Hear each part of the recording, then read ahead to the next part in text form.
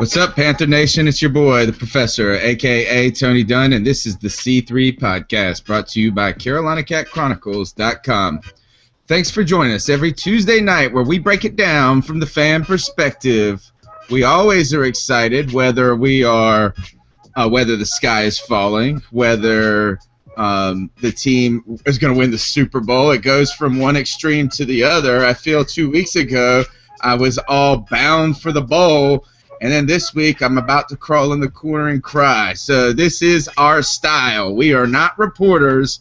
We are fans bringing it to you real. I'm here with the number one and 1A fans that I know, that freaking Puerto Rican Joe Riolano, the toughest of them all. Hello, Panther Nation. It is your favorite time of the week. It is a night to let it all hang out. Please participate using the hashtag C3. We want to hear from you, Panther Nation. We do this for the fans because we are fans. And go ahead, let your voice get heard. We got our Mel, the bankroll Mayock, is back this week. Actually, he's not even back. He's still on the road out there hustling every day. He's a hustler, baby. What's up, Mel? How are you? Hey, man. Yep, I'm out here in Oregon. Man, I'm actually right across the street from Oregon State football stadium. It's pretty sweet, pretty cool. But hey, I've been gone for a couple weeks. I'm so happy to be back, man. This is my favorite thing to do. Love hanging out with you guys, hanging out with Panther Nation, talking Panther football. Like you say, through the ups and the downs, man. We just gotta stick with it. Well, we're glad. You know what? We're going to go through. Last year we did this a lot. You know, on the 8-game losing streak, should I say? We had group therapy here every Tuesday night, and I think we're going to kind of harness that spirit tonight with a little therapy session, and see if we can kind of crawl out of this, because tonight's show is titled episode 15.30, the 30th show since the end of the Super Bowl. Pretty interesting there. Dumpster fire of toxic preseason waste is tonight's show. Was that too dramatic, Joey? No, I don't think so at all. I think that's very apropos. Okay, we're going to be talking about the dumpster fire that was the first half of the Dolphins game. It seems like a year ago now, but Kelvin Benjamin tore his ACL the day after last week's show. Right, the very next day. We go from super KB dominant predictions to no more KB. So tonight we'll briefly talk about Kelvin Benjamin's ACL of my heart, tough cuts, standouts, and much more. So make sure, like Joe said, to jump on Twitter and hit us up. And also get on iTunes and Stitcher. If you can't listen to the whole show, sometimes I don't listen to a lot of podcasts in one sitting. So if you can't watch it all on YouTube or something like that, hit us up on iTunes, Stitcher, or wherever. All right, it's time for What's Hot, fellas. What we have is, I'm just going to go ahead and skip the music tonight. I'm just going to jump into it and say this is, What's Hot on C3 is a flaming ball of turd. That was the first half of the preseason game. Mel, you live out west, so the access to the Panthers games are tentative outside the Sunday ticket type mentality. So you could not see the game. Is that correct, live? Not only could I not, but I recorded it on the NFL Network because they show every game, and we played on Friday night. Saturday night. They didn't play it until 12 o'clock midnight on Sunday night, so I had to record it. I watched it the next day, and then what NFL Network did is they kept cutting out major portions of the game. They would go to commercial with Cam Newton running out onto the field, and then when they came back from commercial, Ryan Tannehill. Dolphins were scoring. So I still didn't see much of the game. That's the double whammy. Okay, well, that even makes this question harder. I wanted to ask you, since you were watching the game with us, though, because me and Joey were tweeting each other and texting each other through the game. And as an outsider, Mel, to that you were privy to a conversation in a game you could not witness. Was it, when you watched it, was the game better or worse than we depicted? Were we easy on it then, or were we too? Let me tell you, that's a great question. I think I even tweeted this out earlier in the week. But the game, we were much better than not only what you and Joe were doing, but all of Panther Nation. Everybody was, we have a tendency in Panther Nation, and the sky's falling real quick. But when I watched it, there were some really encouraging things about it. Now, we got to clean up some of the drops and the stupid penalties. But you know what? Over half of our defensive line was not even playing. And other than a couple mishaps here and there, we were pretty daggone solid, I thought. There was some real encouraging. No, I disagree with him entirely. See? Like, so bad. Vehemently. Yes. Is that it was so. That first half, Joey, I was at a surprise birthday party for like an older person birthday, well, our age. So it was like low key. It was like a between 5 and 8 party. So like they kicked people out of their house at 8 o'clock. You know what I'm saying? Like, which is fine because I had my family. That's like my kind of party. Yeah, I had my kids with me and stuff, and I had a party the night before, so I wasn't even trying to. So I wanted to watch the game at home. I was pissed I was there in the first place, Joey. I didn't want to go. I tried to get out of it with keeping the kids home because I was going to put them to bed, and watch the game by myself quietly. So anyway, I was at this party, and these were not football fans, so I'm watching the game in their living room, and there's a party going around me. And this guy comes up to me, he goes, and he was into it. He said, "Are you gonna make it through this, dude?" Joey, it wouldn't end. That first half would not end.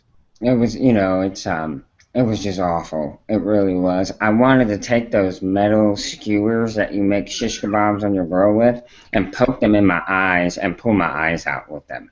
That's how bad the team played. It was so abysmal. Guys, it wasn't that bad. Yes, it was awful. It was awful.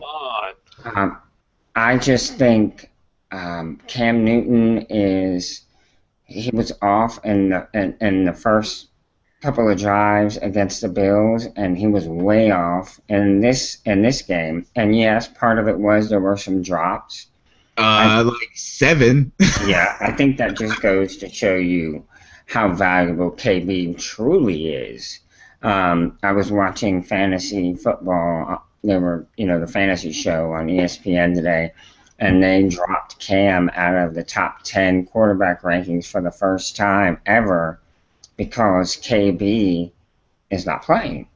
You know what it was, Joey? This is why you wanted to pull your eyeballs out, and this is why it is so bad, Mel, is that there were some of us that knew deep in our hearts, like I said, in the ACLs of our hearts, that when Kelvin Benjamin went down, that this offense completely shifted in its potential. Like, it went from having potential to be okay, not to be great, but to be effective, to now we know that it's going to suck.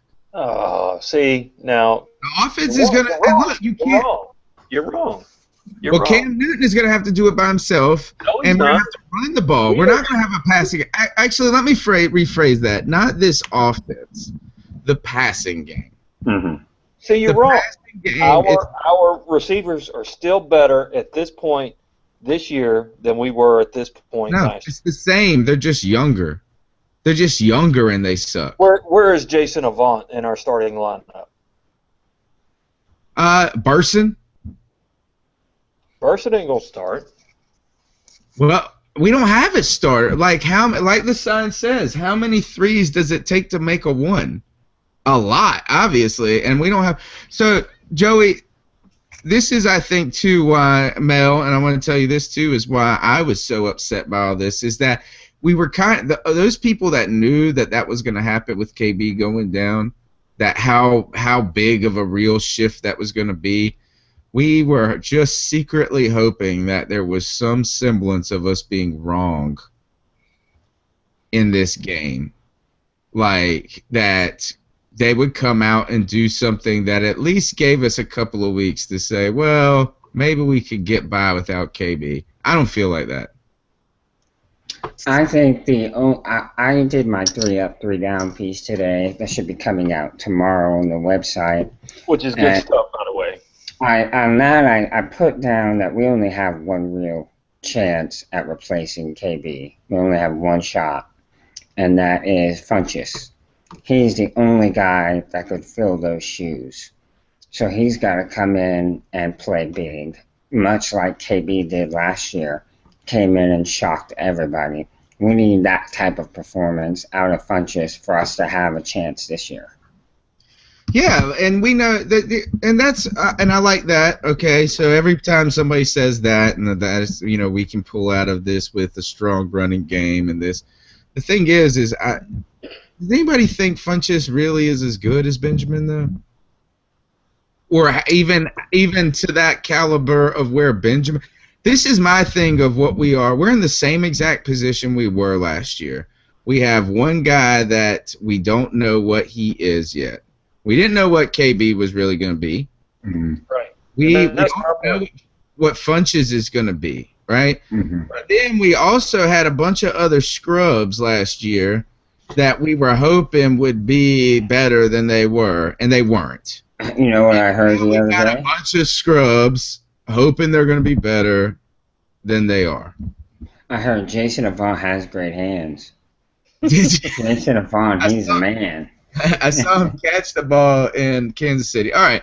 Another thing, Mel, here, maybe this is why I was upset by the game, is it seemed like every time you mentioned that you saw some good things in that first half, then they would be immediately followed by something terrible. So, for instance, you get 2 times we stripped the ball. We stripped the ball with Ely on the first drive, with Wes Horton on the second drive, I believe. And then after each time we miss a tackle on the following play, that then leads to that not even being effective. When Luke Kuechly missed the tackle, Mel, in the very first play of the game, did that not signal to you that this game was going to be a dumpster fire? Well, maybe I've just seen this too many daggum times. I mean, this is preseason. You know, like what Allen Iverson say is practice, man. It's just practice. God, we really don't practice well.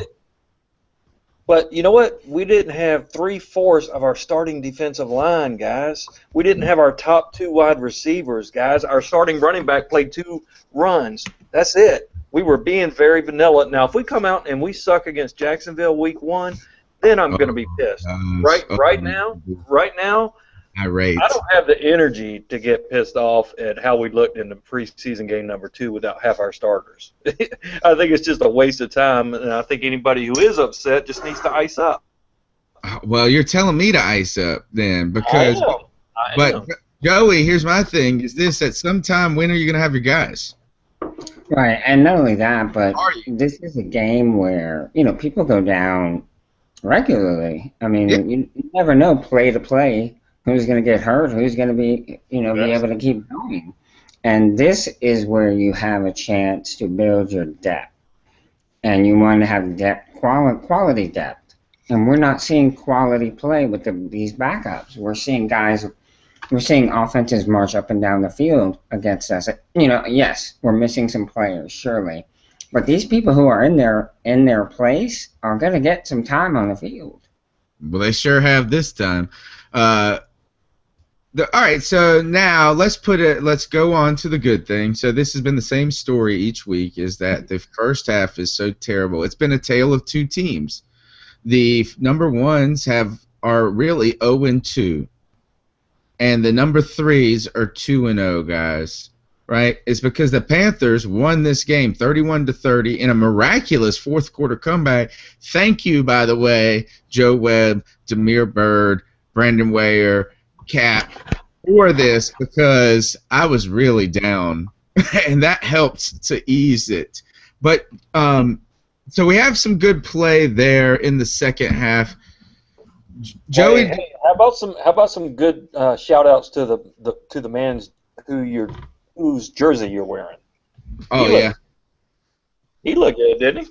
Yeah. he did. He made a fantastic play that, with a lot of anticipation, that prevented a touchdown. Where you got to say this, yes, that's why we Yeah. drafted Jack Thompson. He was covering, dude.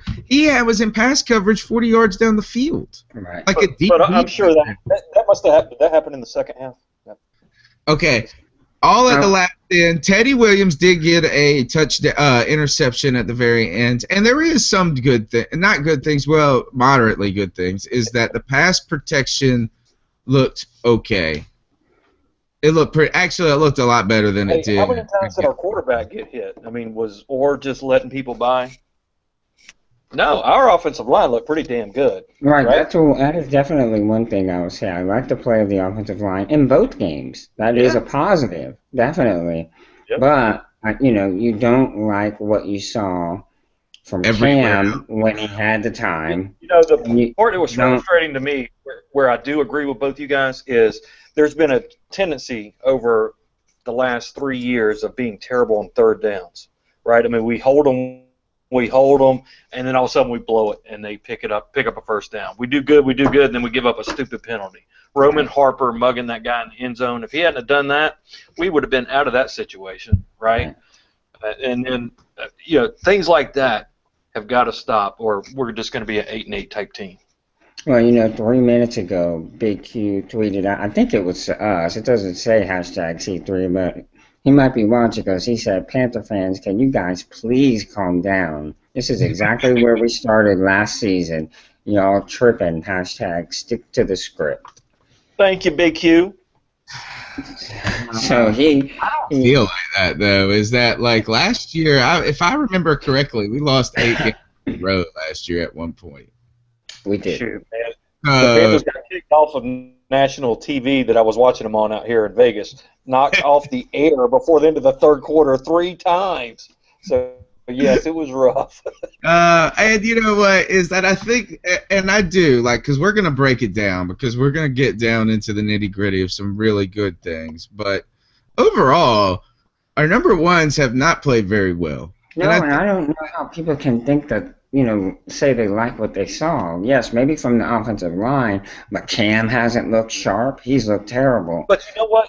I'll tell you why, Joe, is because going in, our biggest concern was Michael Orr and the offensive line, and they've looked good.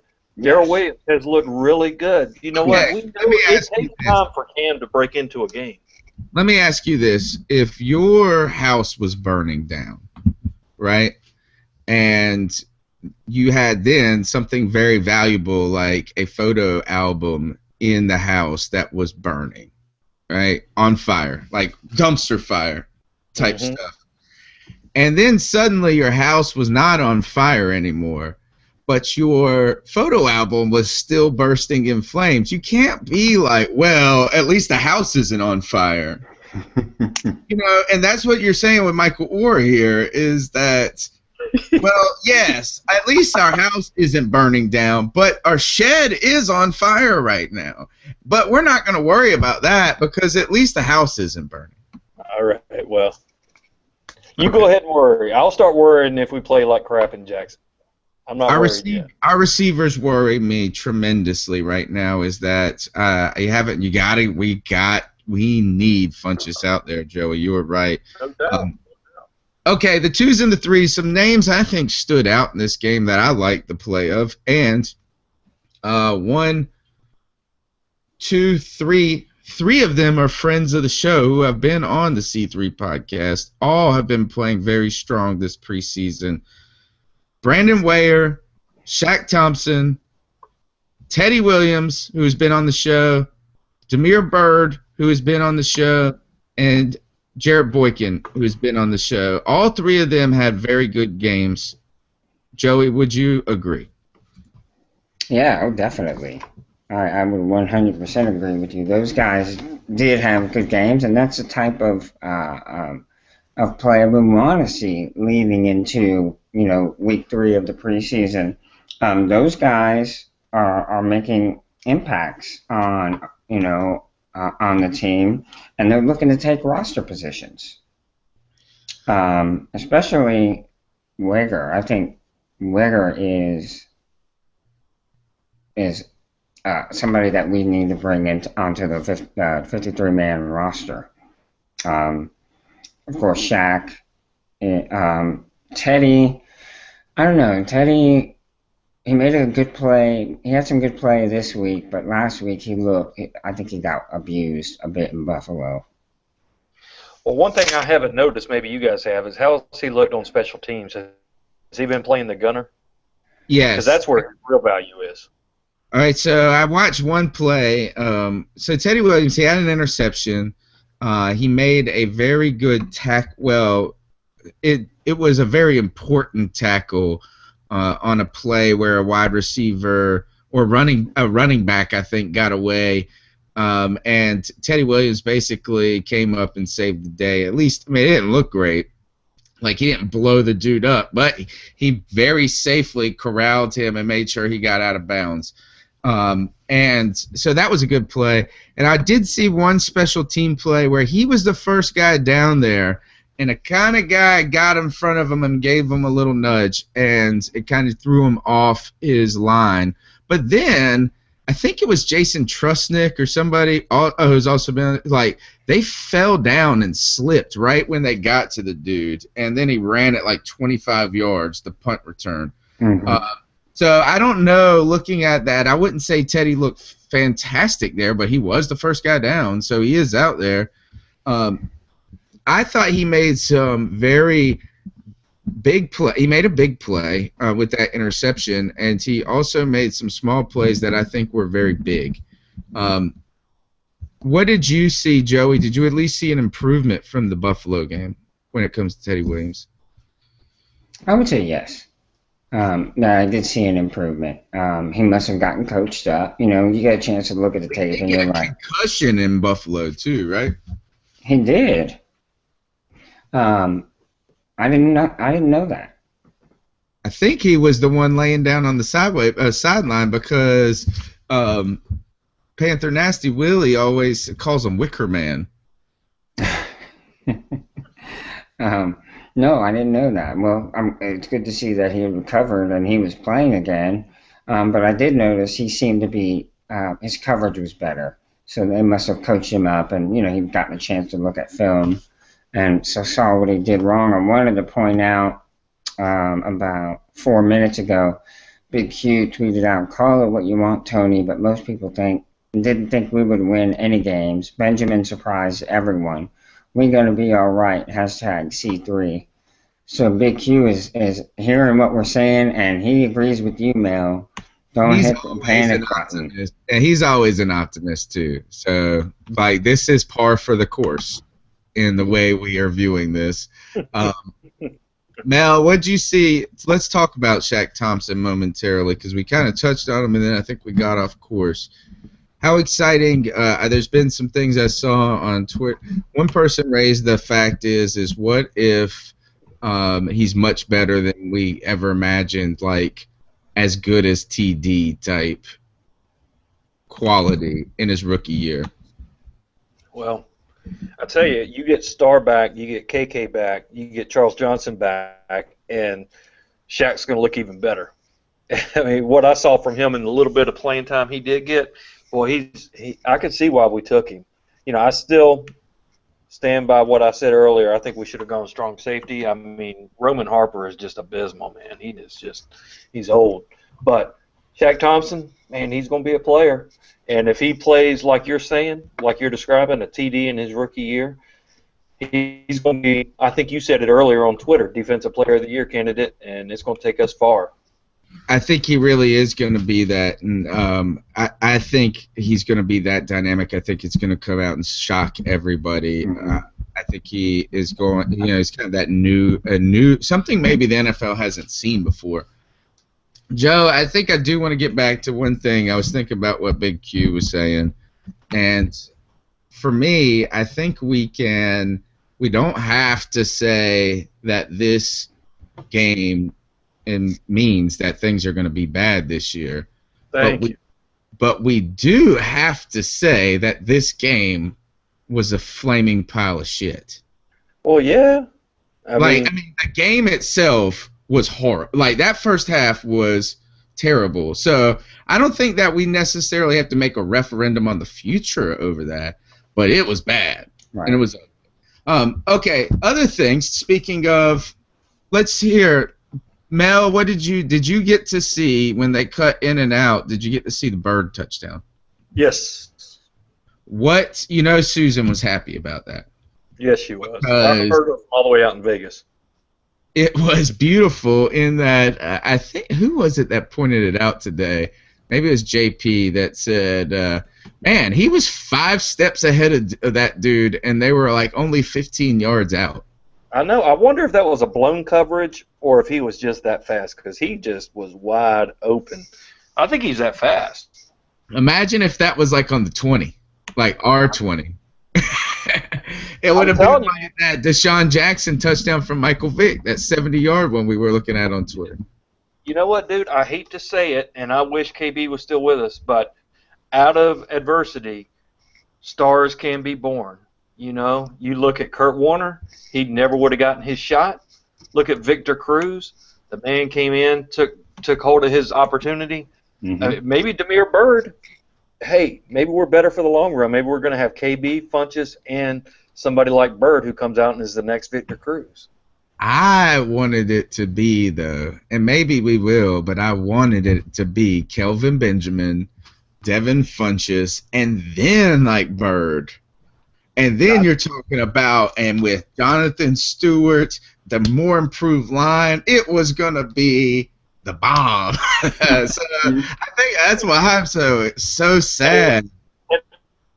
Has anybody talked to Willie Side Watch after KB went down? That dude has been hurting. Yeah. Anybody talk to him?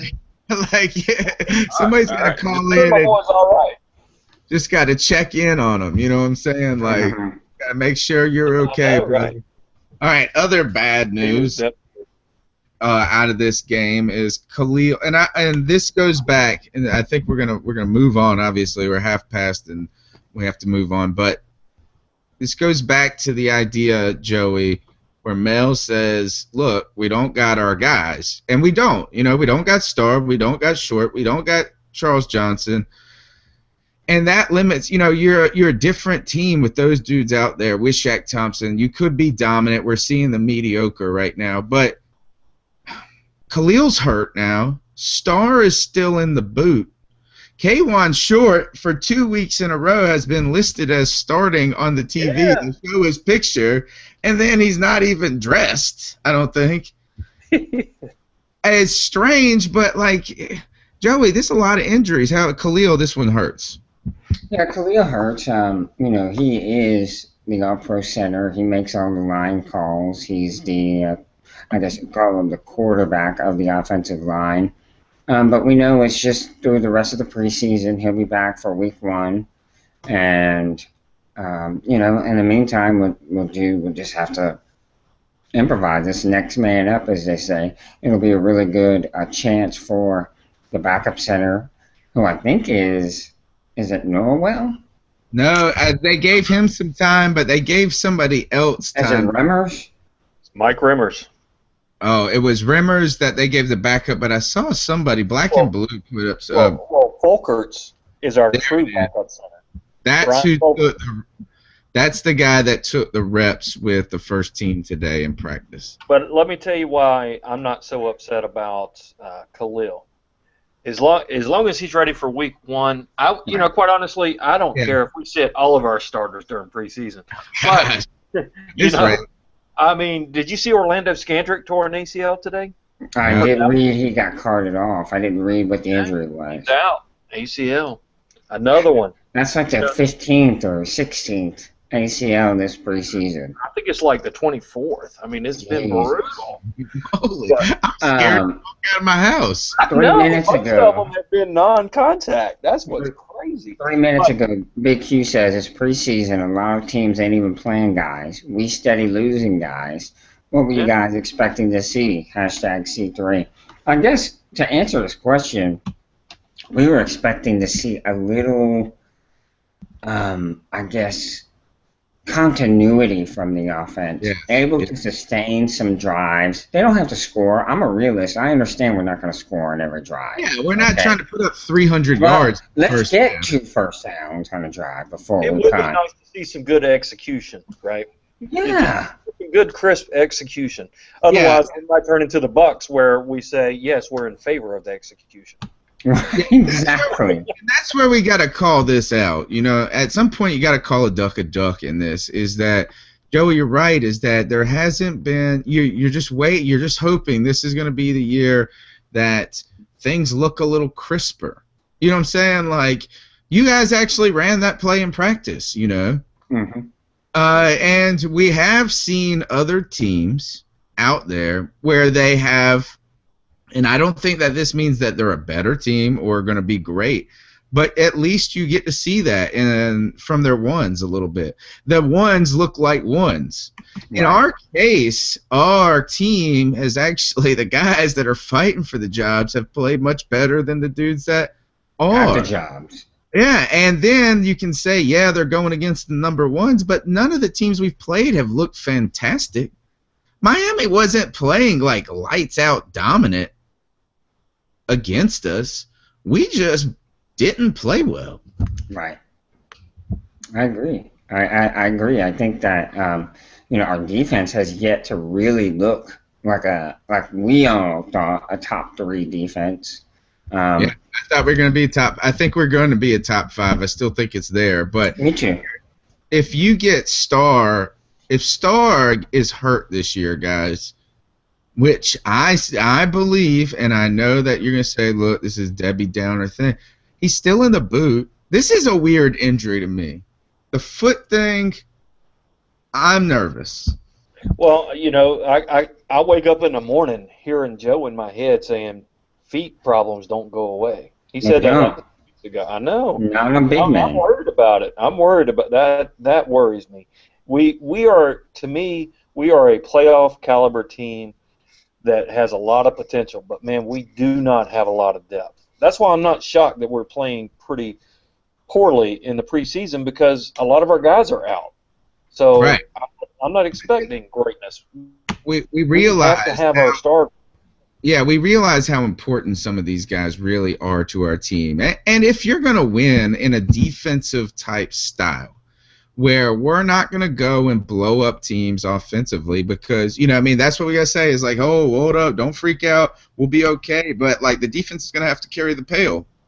Right. That's what it seems like right now. We still need to be a defensive running team. Running team, defense, special teams. Here's the thing. Our special teams haven't played well. That's not going to give us good positioning. Our defense can be great, but they got to be out there. And, yeah, we don't need them out there right now. But if Starr is hurt, guys, that really kind of screws up the chi of the whole defense of what they're doing. I agree. It's because Luke Kuechly now has to play the run all the time up on the line, and he's not going to look as good there. He looks better when he's just like, hey, let Luke Kuechly run around like a Madden player. Mm-hmm. No, you're right. Okay, let's move on from that. We'll talk some more good things. I want to get more into some of the details of that second half of the game, because we got a lot of good things to talk about there. But before that, let's get into finish that thought. Funny. Sometimes I just don't get people. Human beings are so weird. Who talks in front of a camera by themselves for fun? We thought that was a good idea. These ideas, some of these things that you use every day. Who's the guy or girl that was like, this makes no sense. Good idea. That's a good idea. That's right. It is a good idea to play Finish That Thought. This is where I pose a thought to my buddies, and they finish it. Tonight, guys, we just got 2 quick ones we're going to do, and that is first, Mike Tolbert should. I'm going to go to you, Mel, on this. Mike Tolbert should hang up the cleats from the Carolina Panther locker room. Uh-oh. It's time, baby. It's Don't say it out loud. I'll say it. I'll say it too. Hang up the cleats, Joe. That's pretty powerful. Gosh, Lord. The way you say it like that, man, means like Mel's telling him to retire. Get on it. Go. Mel, tell us why you picked this and why. Because you've been the kind of cautious one on the Tolbert until this point. I have, and it might be because I'm afraid of Mike Tolbert's mama. You remember she got after you earlier in the season. Got mad at me. He did. I remember. So, but it is time, man. It is time because you watch another hidden gem that has come out of this preseason has been the undrafted free agent rookie fullback out of Stanford, Lee Ward, right? Yeah. I mean, Mike Tolbert, he shouldn't retire, but he should move on from Carolina. And I like Mike Tolbert a lot. But what he is a backup running back. He is not a fullback. You know, I put out a story earlier this week, which I'm a little disappointed it didn't make What's Hot. I thought that was a pretty hot story, but hey, we'll let that go. But it was a good story about the running backs that were going to make the team and who should be cut. I got it listed later in the show notes. All right. That's cool. But the truth is, we play him as a fullback, and he is not a freaking fullback. You don't see him go clearing out holes. Mm-mm. Pro Football Focus, you and I got into it with a guy on Facebook. I mean, it wasn't bad, but, you know, we're arguing about it, and he said, name one fullback better than Mike Tolbert. I'm like, dude, Pro Football Focus, who watches every snap of every play and ranks whether you're doing what you're supposed to be doing or not, for every team out there, ranked Mike Tolbert 34th as a fullback. 34th? There's only 32 teams. So they're saying there are two backups. He's not a fullback, guys. He's not a fullback. He is a backup running back. But you know what? He's our best. If we didn't have Cam Newton, who is our best short yardage option, then I would say keep Tolbert. But you know what? We don't need Tolbert. We need Wagger. We need Cap. It's time for Tolbert to go. Sorry, Mrs. Tolbert. Joe, Mike Tolbert should. Mike Tolbert should just play better. It's that simple. There you go. If he played better, he could stay on the team. But really, since his first year when he signed with us, we haven't seen much from him. And he was all right in the 2013 year because Stewart was hurt, right? Yeah, I think Stewart and then D'Angelo, wasn't it? One got hurt, and he made the Pro Bowl, right? But it was not as a fullback. I mean, he may have made it as a fullback, but it's because he was filling in for our running back. Right. Do you think, Joey, when he first came here 2 years ago, they might list him as a fullback on the roster, right? I don't know why, but they would do that just because I guess you don't need many fullbacks. But we never used him like one either. Right. You just used him like a third down back, I felt like. He's like a goal line situation. We need another Brad Hoover type guy. Yeah, we do. That's exactly what we need. That would be a great addition to the roster. I'm going to say this and just going to throw out what I've been saying is calling Mike Tolbert a fullback is just calling him fat. That's it. All that is, because you are a running back, sir. All right, the next fact, or what are we going to finish that thought? The New England Patriots coming to town, Joe, is?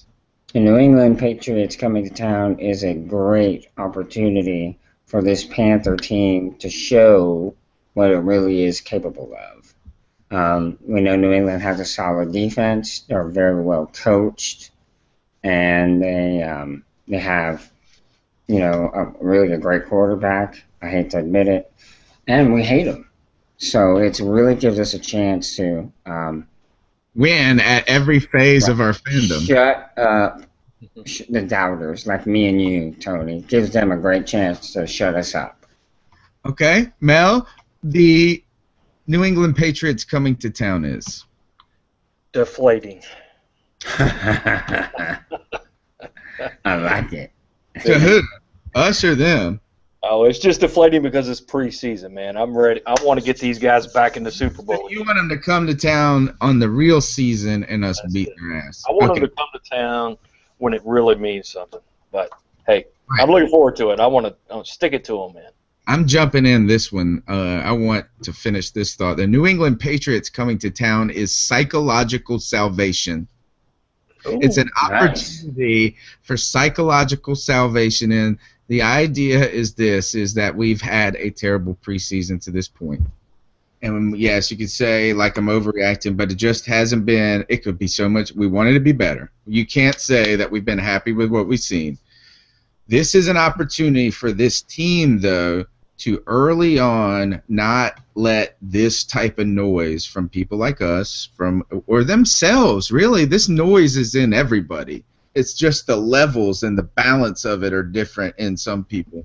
But there is a degree of concern and optimism in every person. This could be the opportunity for the players to have psychological salvation. You come out, the starters look good, you screw up the Patriots in the most important preseason game, the one where everybody supposedly plays their best, right? And then you don't play in the fourth game, and you get ready for the season. So psychological salvation. All right, hold on. Let me jump in here. Big Q. He just said, okay, that's it. Now y'all dragging Tolbert. This is insanity. We couldn't have done half of what we did without Tolbert. This is crazy. Hashtag I'm C3. telling you. Look, this is nothing new. Look, we're consistent on this. I've been going back on this. This is nothing new that we've been saying for months. If not, and it's never been. And so this is one of the things is I feel like, and this bothers me, is that when some people are untouchable, Right. the idea, like here's the thing, I had one person said today about Tolbert, he's a face of the franchise. Yeah. And Oh I'm my. like, no, he's not. And if you get that sentimental over an individual, we cut John Beeson, we cut Steve Smith. Like, Yeah. Mike Tolbert ain't even close to that caliber. No. So he hasn't no. played well. Go and look at it. Go look at that fourth down, that series where we were on the goal line. Nothing looked good there. You can blame it on the offensive line. You can blame it on everything else, but he didn't look good either. Mm-hmm. He But didn't. psychological salvation, though, and in case you want to buy something in your psychological salvation journey, Joey, you could always go to Amazon and do that. Yes, I could go to Amazon. So we're advocating depression buying. Is that what we're doing? Right. We're advocating shopping as a means of dealing with your depression. Here, I got one for you. Is everybody that says that I'm too crazy about the Mike Tolbert thing, because I think that we should just keep either Weyer or Lee Ward instead. Hey, actually, we did a poll in my story, right? And it was about 55% said, "See you, Mike. Time to move on." How about this? Is for all the people say that we're the crazy ones, go and buy a Mike Tolbert jersey through Amazon using the affiliate link that can be found on CarolinaCatChronicles.com. Go buy a Tolbert jersey, right? All right. In fact, this is a good transition to this, Mel, and this was going to be the top topic of the second half of the show, and we're deep into it. Running backs have been the topic of Carolina Cat Chronicles for the past 48 hours. Not only have we been talking about this, but there's been like 4 stories on the running backs, 3 stories in 18 hours. Everybody wants to talk about this. This is the hot topic. Mel, you were the first to write about this. Tell us the lay of the land of your piece on the running backs. Well, if you look at it, I see us keeping 5 running backs, and I think it's an absolute lock that Jay Stu is sticking around. We drafted a guy high in Cameron Artis-Payne, so those 2 are going to be there. So then you've got 5 other guys for 3 spots. You've got Jordan Todman, you've got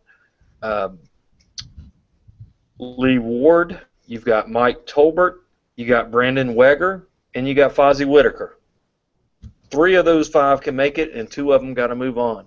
And I'm telling you right now, if we try to put Brandon Weger on our practice squad, which I think you wrote a story about this, he ain't going to last. Mm-mm.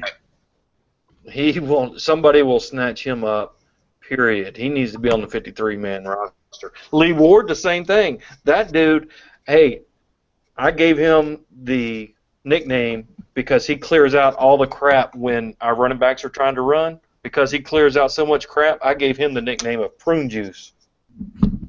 Yeah, clears off the crap, prune juice. Joey, this is the ultimate point with this, and we found the common thread. Mel has just pointed it out. It's something that I wrote on, and this is the common thread that connects the Tolbert story to this, is that you have guys that sometimes it doesn't have to do with Mike Tolbert only. Right. And that also you got these other guys that you would hate to lose something very important. And I don't believe that these guys would last 24 hours on the practice squad. I think they have played well enough, both of them. Do you think that, I mean, like, I could see, like, Dallas picking up Ware. Oh, yeah, for sure. They need running back help really bad. Yeah, so that is a concern. Here's the thing, though, on this, Mel. I saw that Bill Voth from Black and Blue Review said there's no chance that Mike Tolbert's getting cut. Right, I saw the same thing. Very definitive. Joey, so is this one of those kind of just like things that we've found that we've attached ourselves to that we enjoy? Because they have been very clear about this. Bill Voth's usually spot on a lot of these things. Yeah, I think he's probably, if you're gonna believe anybody, you believe Bill Voth. He has an inside track there with the Panthers, and if they say they're not cutting Tolbert, they're not going to cut Tolbert. They're going to let him play out his contract.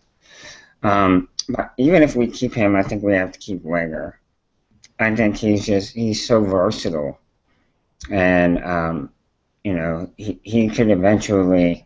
Who knows what he could do? I don't expect him to be a bell cow back, but he can definitely come in and really give Cam a valuable option out of the backfield. Mel, tell us the logistics of if we kept Mike Tolbert, which that seems to be, we're in the unpopular position, and we're going to keep Jonathan Stewart, we're going to keep Cameron Artis-Payne. That's what the article said, right?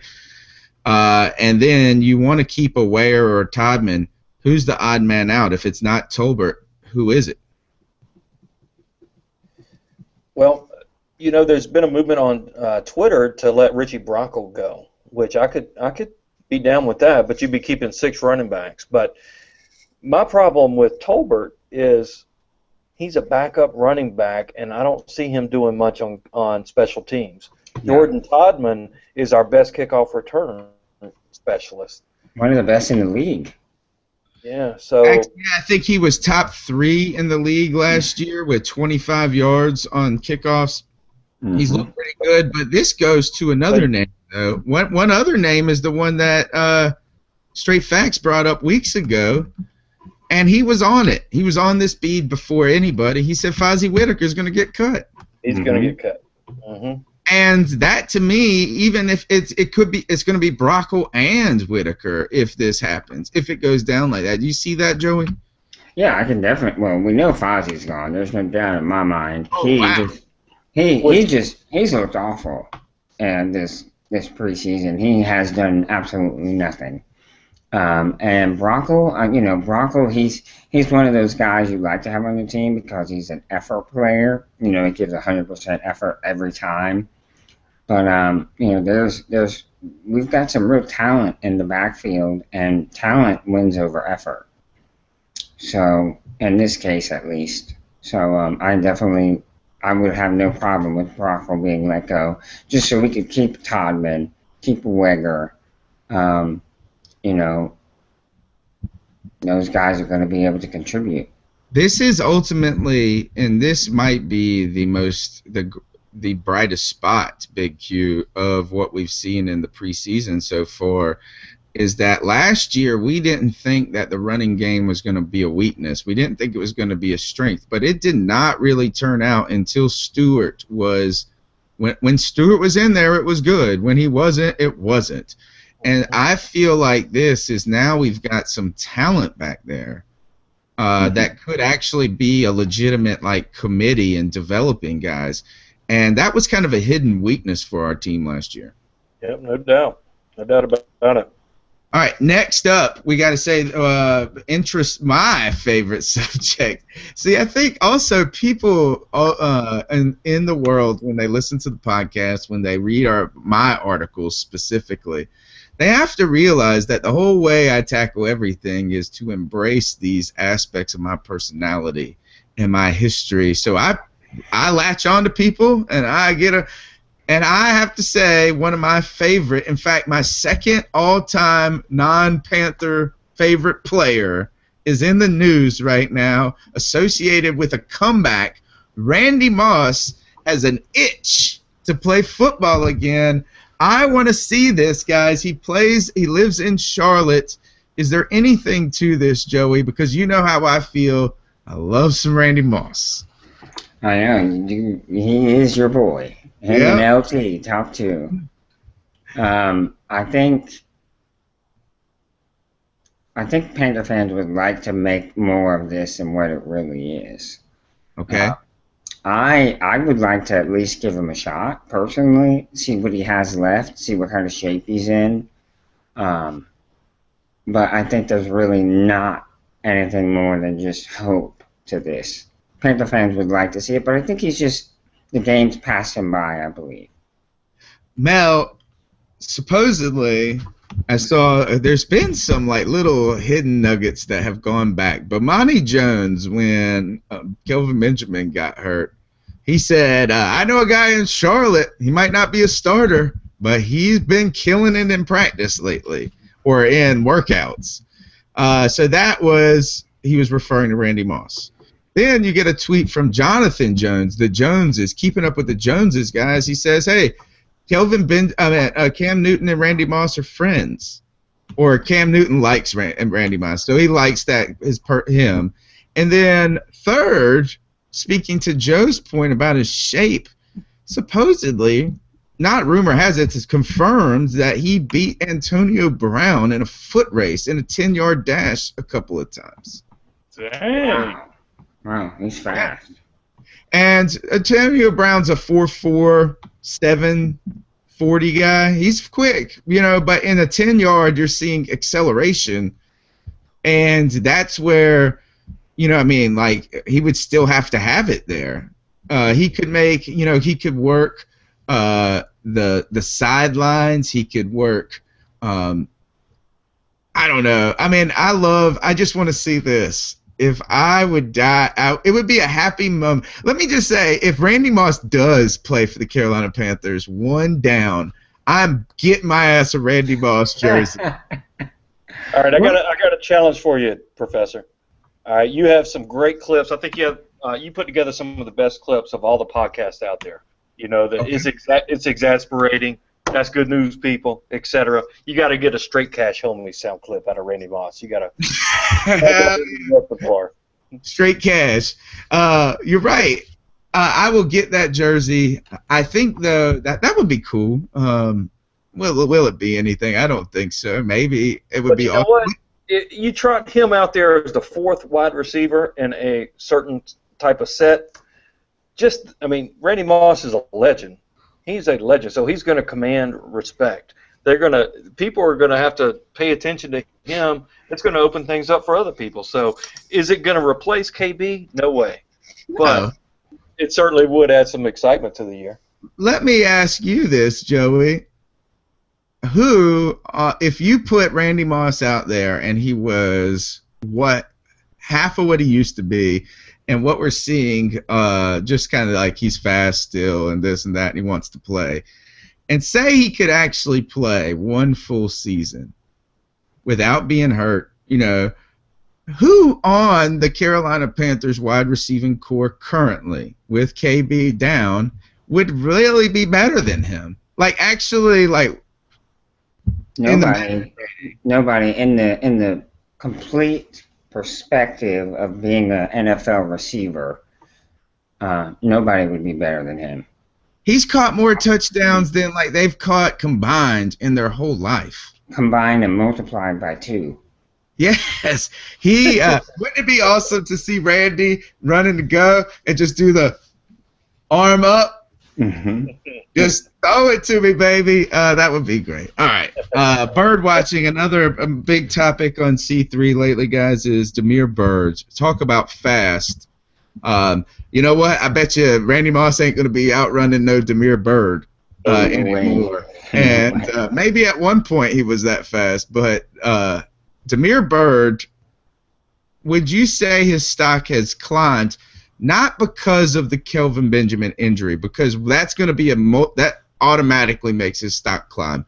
But from Buffalo to Miami, did you see Demir Bird show improvement? I did. Yeah, I think so. I think in the Buffalo game, you saw him trying to get noticed by the quarterback. You saw him, and I think they might have thrown the ball to him a couple of times. There was no connection. But it seemed in this game he was working within the framework of the offense, and they were able to hit him on a few things. So yes, I think there was some improvement. He also was fielding punts out there, showing some versatility. Mel, did you we know this. We know Demir Bird is a guy that was on the bubble from the beginning. You know what I mean? He was undrafted. He's an undrafted rookie signing, free agent signing. He was going to have to work hard. He was going to be one of those guys that we planned on stashing on the practice squad. The idea, though, is these magical stories you referred to, the Victor Cruz-like stories. They start with you see these moments where the guys are better than they were last week. They're better than you're starting to see them grow into that quickly. They have to do it quickly. Are you seeing some of that growth, Mel? Well, it's hard to say just after two preseason games when he's getting to play against the threes. He's doing what he needs to do to get noticed. Yeah, when he's getting his opportunities, he's making plays. I would love to see the Panthers give him a shot to make a couple plays with the ones. Come in and play the slot, see how he does against a starting caliber cornerback. Give him a reverse. I mean, the dude runs a 4.25. You can't coach that. Give him a couple of opportunities with the ones, and then we can really see, is he going to make a difference or not?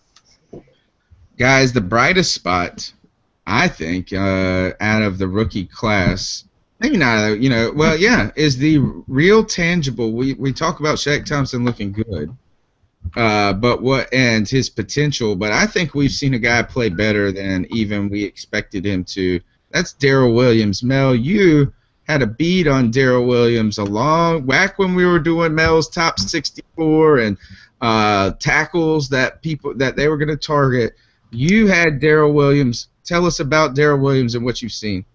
Yeah, he was my number 7 ranked tackle, and I was thrilled when we went and got him in the 4th round. I mean, this is a guy that he did not give up any sacks his senior year at Oklahoma, and he dominated at left tackle against Alabama in a bowl game in 2013. So this guy definitely has skills. I mean, he's got good footwork. And it's just amazing to me that he made it to the 4th round. He's got great size. I mean, he reminds me of Jeff Otah, quite honestly. That's who he reminds me of, but a healthy version of Jeff Otah. He's a road grader, and he seems to be like Ray Lewis used to say, pissed off for greatness. He's just got that aura about him that he is pissed off for greatness. He gets better every time. He's had 43 snaps in the preseason that were pass plays. He's given up 0 pressures, not sacks, but pressures. Nobody's even given pressure to the quarterback when he's in there on his side. He's been dominant, man. I can't wait to see what happens with the guy. He's had like the top Pro Football Focus rating, like out of the whole. I don't know. It was like he's been playing really well. Joey, I don't even know if he's angry. Joey, is that when you look at him, he is a man. He's just a big man. He looks big among football players. Right. Like he looks like a aged, not old, but like you're like, dang, dude, like on the sideline, you look at him, he is big. If he asked for your cornbread, you give it to him, wouldn't you? Hell yeah. If you asked for your lunch money, you couldn't get it out of your pocket fast enough. I would go up there and buy the lunch for him. I mean, it's crazy. And he's kind of soft-spoken if you've heard him. He's not like, I don't know. It's really it's interesting thing. Darrell Williams, they saw something. Mel saw something. We're seeing it now. I love this. To have him, right now, if he's playing, guys, does he nudge out Remmers for right tackle? I think so. I think he has to. He's too good to be sitting on the bench. And that's what I was starting to say earlier in the show. Is the good thing about Khalil being out, Remmers is going to get some real time at center. Remmers might be the long-term replacement for Khalil as he gets older. Right. And then that's going to make room for Darrell Williams in the starting five. Interesting stuff. All right, let's jump into fact or fiction, guys. Backdoor fiction. It's time for a little fact or fiction, or Joey calls it backdoor friction, and that is, this is the time where we pose a statement. I pose a statement to you guys. You tell me if it's fact or fiction. Tonight, guys, the statement is this: the Panthers should sign another wide receiver. Fact or fiction? Mel, go. As much fun as it would be to see Randy Moss, and I would be excited if that were to happen, I'm going to say fiction because we got enough young guys. We need to see what they can do. Kelvin Benjamin will be back next year. We need to see what we have, so I'm going to say fiction. Joey, fact or fiction? The Panthers should sign a wide receiver from the outside. It's a fact only if it's Randy Moss. Oh, really? Wow. There's got to be a cut around the league when they're making cuts of a guy that's on a crowded roster. There's got to be somebody that you might want to run out there and see if they can contribute on this team. I say fact, not Randy Moss, but just maybe somebody else to give a little bit more depth there, unless you're just so confident that Boykin's the guy. All right, fact or fiction? Joey, the Panthers are going to be fine even with all of these key injuries. Oh, this is a tough one. You set them up, Mel. Big Q is sitting there waiting. I think they will be. If everybody that can come back and play comes back to play at their full capabilities, yes. That's a fact. The team will come back and play well. If Khalil's able to come back and Starr is able to come back. Yeah, to me it all rests on Starr. This is all Starr. Mel, fact or fiction? The Panthers are going to be all right, even with these key injuries that we've been experiencing. I'm gonna give this one over to Big Q, man. In the words of the great Big Q, call it what you want, Tony. But most people didn't think we would win any games. Benjamin surprised everyone. We're gonna be all right. And I'm with Big Q on that. We'll be all right. All right. I'm gonna say. I'm not even gonna say fact. I'm gonna say the fact of the matter is the defense is gonna have to be lights out. And if they are, we're gonna be better than. Well, we could be. We're gonna be better than we were last year.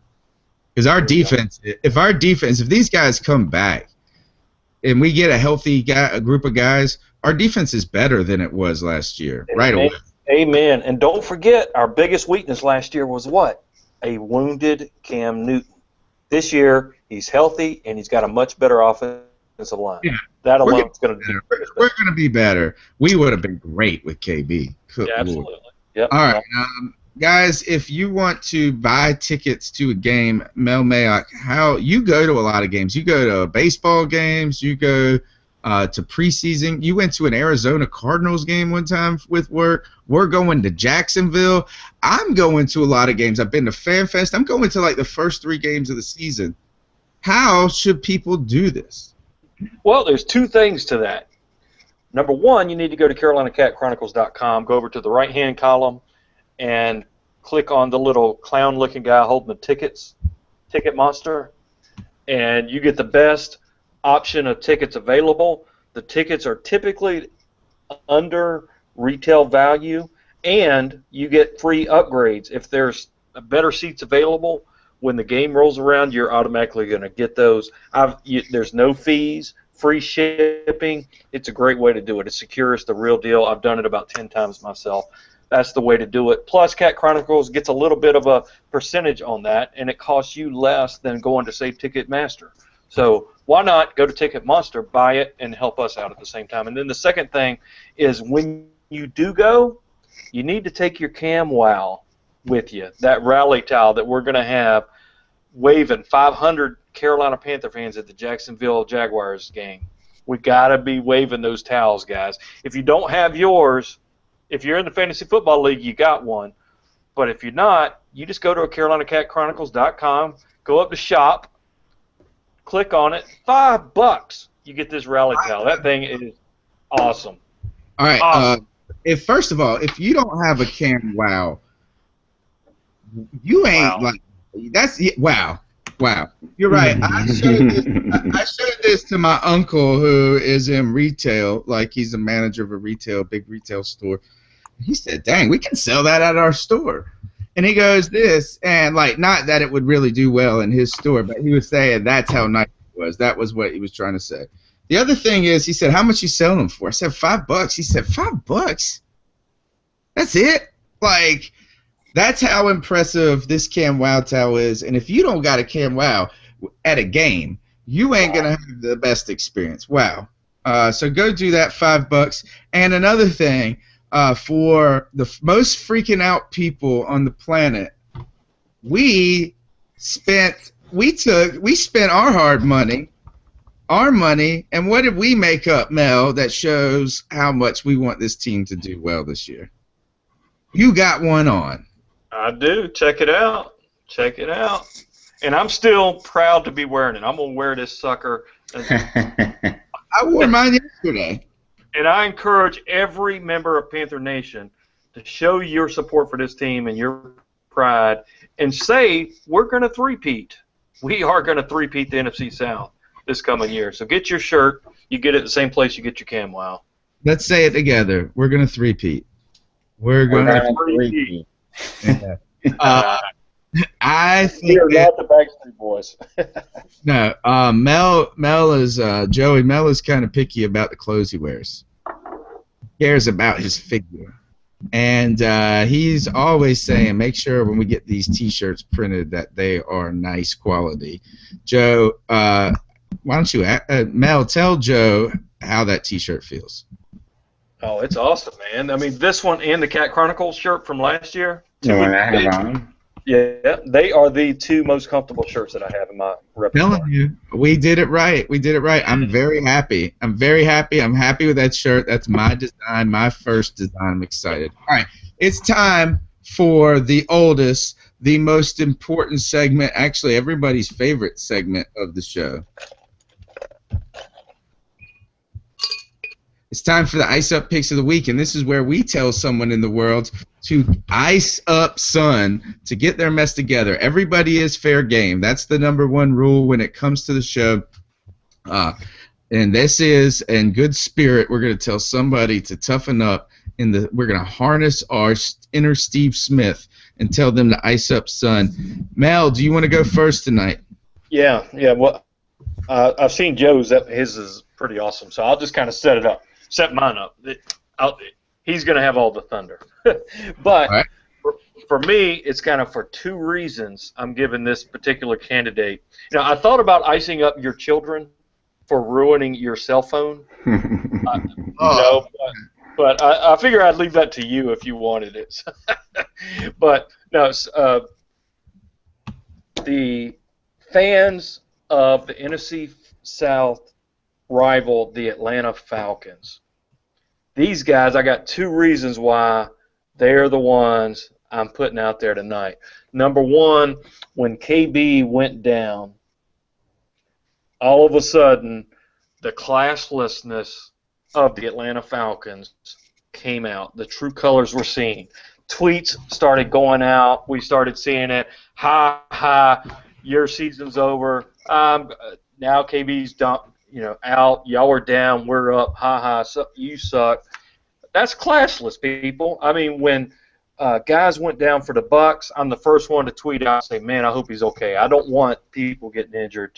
I want to win straight up. Right. So the classlessness went out. And then the second thing, the last time that we made the mistake of having a Falcon fan on this show, he was talking about our draft, and one Scott Karasik was talking about Darrell Williams, right? He was talking about, I remember he was talking to me and you, Tony, and he said, you even asked him, where did you have Darrell Williams on your pre-draft board? He said, drafted, right? Undraftable. It was a terrible pick by your team. You're going to regret that. You know, okay, so he's only the top-rated tackle in the draft so far.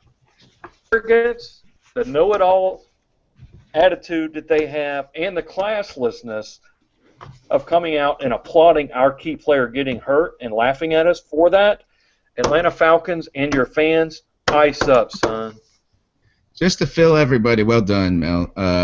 Just to fill in everybody on the phone thing, Joey, yesterday I was cleaning up the house, and I go, it's kind of like around dinner time, and I was cleaning the dishes out of the sink to get started on cooking. And I go and I pick up one dish, and underneath it in a bowl of submerged water was my cell phone. Oh, God. Yeah, and like submerged. Like you took the battery out of it, and it like water came pouring out. So on top of that, oh, hell no. Like I didn't even try. I mean, I kind of tried. Like I put in rice, but that thing is done. Like even the screen looked like it was like bubbly at that point. Like it was bad. So and then I had to go. What was worse was actually buying a new cell phone, which screw cell phone companies. But I'm not going to ice them up tonight. But also too, what Mel was talking about when you talk about draft picks and fantasy football guys. And your type of guys, Mel, with the draft prognostication, is that's a field that really doesn't have a long-term accountability. And you just brought some accountability to that. I like that. That's one of those. Hey guys, you know what? We'll have to plug it at the end, but we hadn't even talked about it. This is one of 2 podcasts that we have this week. Everybody joining us this coming Saturday night for the Draft Order Selection Saturday night. It's my favorite podcast of the year, actually. Joe, you got an ice up pick for us too, right? I do. Oh, this is great. Tell us what we got here. Describe this picture for people that are going to be just listening later on. This is I would call it a frat house, but I don't think it's quite correct. It is a house on a college campus where some fraternity members live. It's a mixture of fraternity members and non-fraternity members. But they have some signs that are draped on like bed linen, over the balcony of the upstairs. And I'll read it going, there's 3 signs. The first one says, rowdy and fun, hope your baby girl is ready for a good time. And then there's the sign in the middle that has an arrow pointing down right above the front door, freshman daughter drop off. And then lastly, it says, go ahead and drop off mom too, to the right of it. So I saw that and I thought it was really funny, and I thought it was quite appropriate given the time of year that it is, because it's every parent's favorite time of year. No, I know it isn't Christmas. It's back to school time. Summer break has ended and the kids are back to school. It's the time of year most children dread. However, a clever group of ambitious, ingenious young gentlemen were thoughtful enough to offer a drop-off for incoming freshman ladies. How thoughtful of these young lads to welcome these young, highly impressionable, again, young ladies to campus. I know the administration at ODU was thankful for the offer of service provided by these gentlemen. They even offered to take care of mom if she needed it. I think this is a tremendous display of hospitality. Suffice it to say, the administration was and is less than happy with this free offer of services. The administration has taken down the signs and issued press statements indicating their displeasure with the entire shenanigan. I completely understand the university taking a stand against the signs, and I can even understand the university issuing a statement condemning the signage. But to Which suggest it was Old Dominion. Nice. But to suggest these signs promote an atmosphere of rape, I think is taking things way too far. College is supposed to be a good time as well as an educating experience. These frat boys were in no way promoting rape, but were suggesting, if interested in a good time, to stop on by, and they indicated mom is welcome too. So to those in the administration who saw a sign promoting rape, I say to you, just chill. And ice up, son. Well, Joey, what I like about this is the real thought. Me and Joe, we live together in a college town. I still live in a college town. And Joey, you know our college town. Oh, yeah. Our college town gets down, right? This is more creative and forward thinking than even got people in our town do, right? So the other thing is we know how college is and the real fun parts of college. Yes, we do. And so the thing is there's some real truth to this sign, and I think that's why it hurts so much. Is you could almost see these dudes rolling them up, right? And like tying them with little zip ties, and then that kind of Sunday morning 10:30ish, 9:45, where somebody's walking out, and they're walking out with no, just from that night of partying, some funny dude smoking a cigarette at the top, just dropping the sign saying, "You were one of them." That was messed up, I know, but yeah, I'm with you on this. All right, I got a good one too tonight. I have fretted over my ice up pick. I have gone back and forth. I went from the cell phone with the kids to then the cell phone manufacturers who have found a way to defy the laws of economics. This is strange to me. Everything else in the world, the more you make of them, the cheaper they get. The more people that buy them, yes, there's a supply and the demand and all of that, but prices of televisions have come down exponentially. But the cell phone is the one thing that has continued to rise. It's strange. It's an odd phenomenon. The next thing, but I was like, all right, whatever. I like my cell phone, so I'm going to pay for it no matter what, even though I had to pay $600, dude, $500 for a phone. It's insane. Oh, my gosh. You paid that? Well, no, I had to lease it. Now they're making it so that you're always going to have a phone payment. That's kind of the goal. It's just like, how some people just settle to have a car payment their whole life. Yeah. And they get over it. My family, we're not like that here. We try to buy a car, pay it off, and then get a couple of years without a payment, and then go do it again. But so I passed on that. I wanted to go to ESPN for Redden, not having the Redden, the big guy with the interception, the soft hands, the defensive tackle, soft man's, the light feet rumbling and stumbling to the end zone to pick the Panthers back up and get us on track in the second half. I wanted to go with that, but instead I was watching the news in our town of Greenville where two kids, I thought this is the way I heard it, is these two kids, and their names are, I don't even have their names here. These are the guys. I thought I wrote their names down.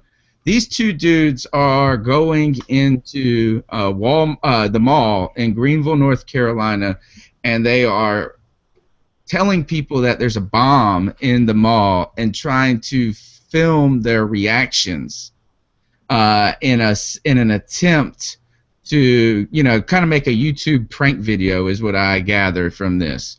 So they do this to several people. Two people come up and make a bomb threat or some sort of intimation of a bomb, and then laugh about it and try to record it and go on and do it again. Well, the police questioned them, and it turns out that these guys went from making a funny YouTube video in their mind to being charged with a felony and of making a false bomb threat. where this changed for me and why I decided to pick this is initially I thought of this. Me and my wife were like cooking dinner, and I heard this story, and I was like, man, that sucks. These two kids, I thought they were 13. Like we're doing something dumb, and they're going to get a felony. And I was like, man, their parents are so pissed. They're, just thinking of the dad and their 15-year-old kid was doing this. Turns out, when I went and read the story, one's 21 and one's 19. Oh, my God.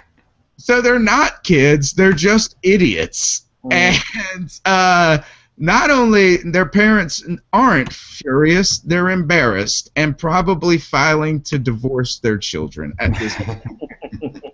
So to you jackasses that are pulling a 13-year-old prank when you're 21, you got a felony, and you know what?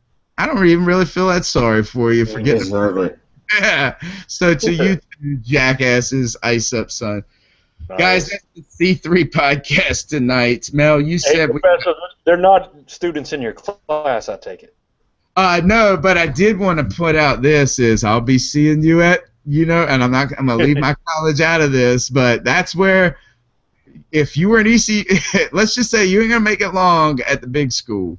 Right. We'll see you at your local community college soon enough. Continuing education department. Guys, that's the show for tonight. Mel, you said we had some news about the Fantasy Football League. Break it down for us. All right, guys. This Saturday night, we finally get to find out who's picking where. Are you picking first? Or are you picking last? And you get to hear every other 48 teams fantasy football team name. Join us Saturday night. We're going to be hanging out. We're going to be drinking beer. I'm going to be eating some wings. Let's have some fun. Saturday night, 8:30. Join us then. Oh, what are we giving away? Oh, yeah. I forgot That about night that. we're giving away an autographed Luke Kuechly football. It is an authentic NFL football signed by Luke Kuechly. That's what we do around here, guys. We love the Panthers, even if you can't tell sometimes, and that's why you need to get your CamWow and love the Panthers with us. You can check all that out at CarolinaCatChronicles.com, the premier Panthers fan site that's host of the premier Panther fan podcast, the C3 Carolina Panthers podcast. We'll see you next Tuesday night.